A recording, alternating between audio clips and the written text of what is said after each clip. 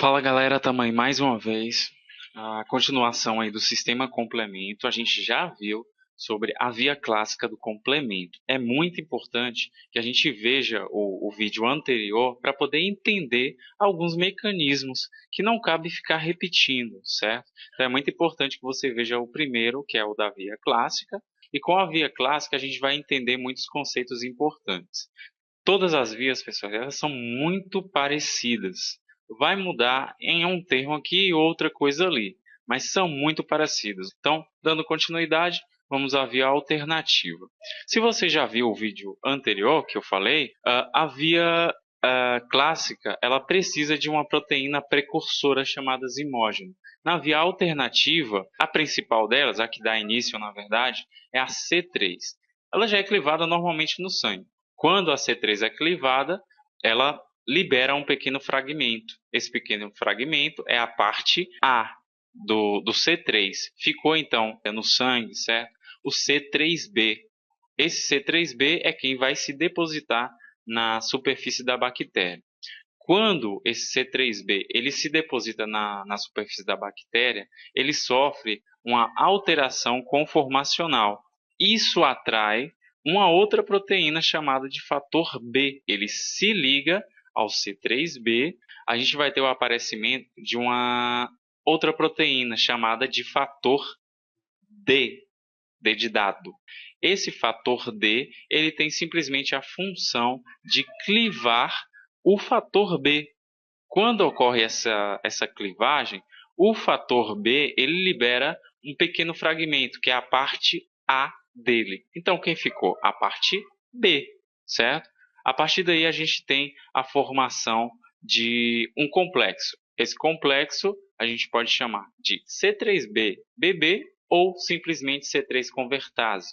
A mesma coisa lá da via clássica. Esse C3 convertase tem a capacidade de clivar várias moléculas de C3. Fica na superfície o C3b, que tem a função de quê? De atrair os fagócitos para que facilite a fagocitose. É uma marcação, é uma opsonização. Mas o que acontece de diferente da via clássica? Esse C3b, os demais que foram clivados, pelo menos um deles vai se juntar também ao C3b, BB que já estava na superfície. Formou um novo complexo. Posso chamar de C3b, BB, C3b ou simplesmente C5 convertase. O nome já diz tudo. Quem vai aparecer é o C5, vai se juntar ao complexo já formado, vai ser clivado, vai ficar a parte B dele, porque a A saiu, e a partir daí é o mesmo processo da via clássica. Vai aparecer o C6 e o C7. Vão se associar ao C5b e vai formar o MAC. Nesse momento, MAC nada mais é, pessoal, do que o mecanismo ou complexo de ataque à membrana. Esse mecanismo ainda não está ativo, mas a característica de ser hidrofóbico, isso faz com que ele tenha a capacidade de fixar-se à membrana. Depois, quem aparece? O C8. C8 também vai se associar, mas o principal é o ativador, é o que faz com que esse MAC ele seja ativado, é o C9. O C9, então, vai se associar ao complexo formado e vai fazer como se fosse um círculo, fazendo vários buracos. Esses buracos, eles acabam fazendo com que a bactéria ela perca o equilíbrio osmótico e seja destruída. Então, a mesma ação com uma pequena diferença, porque o início é com a C3. Agora, então, para finalizar com a via das lectinas, essa via ela é muito parecida com a via clássica, apesar da diferença aí crucial, que não precisa também da ligação de anticorpos. Mas eu digo parecida porque a proteína inicial delas ela é muito parecida.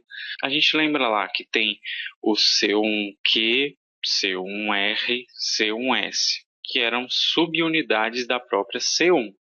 Na via das lectinas, a gente tem uma proteína, que é uma lectina, é um tipo de proteína, que ela é chamada de lectina ligadora de mannose, ou MBL. L do inglês. Essa proteína, ela tem subproteínas que trabalham da mesma forma que o C1R e o C1S.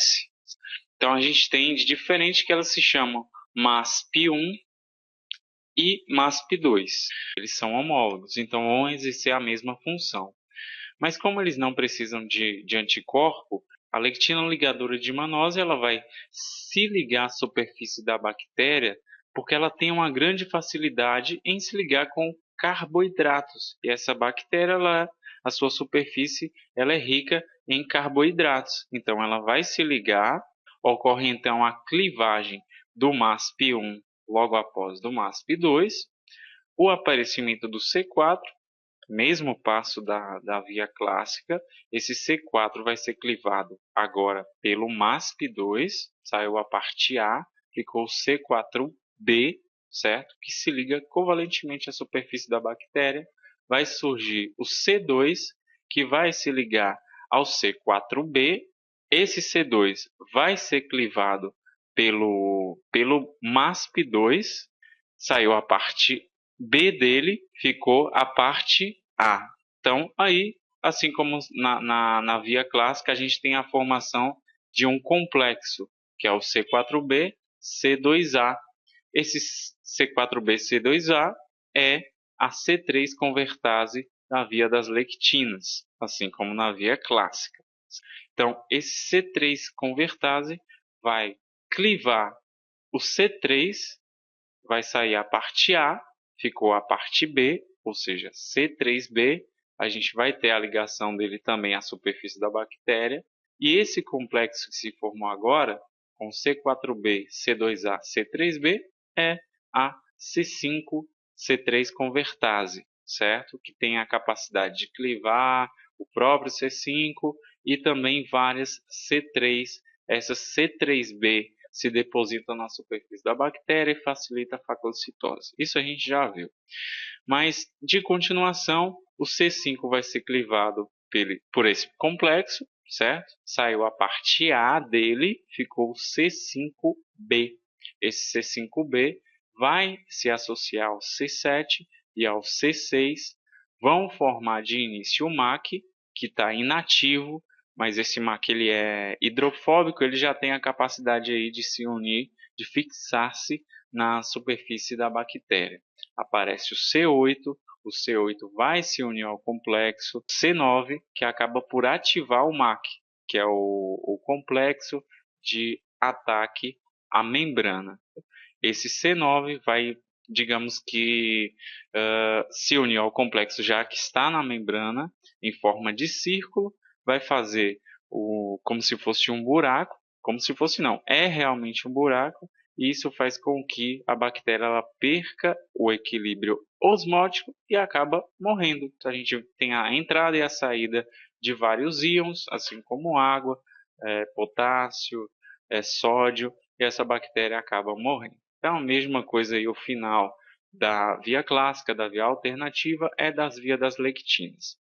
Finalizamos então aí o sistema complemento. Se te ajudei de alguma forma, deixe o seu joinha, se inscreva no canal. É isso aí e até a próxima.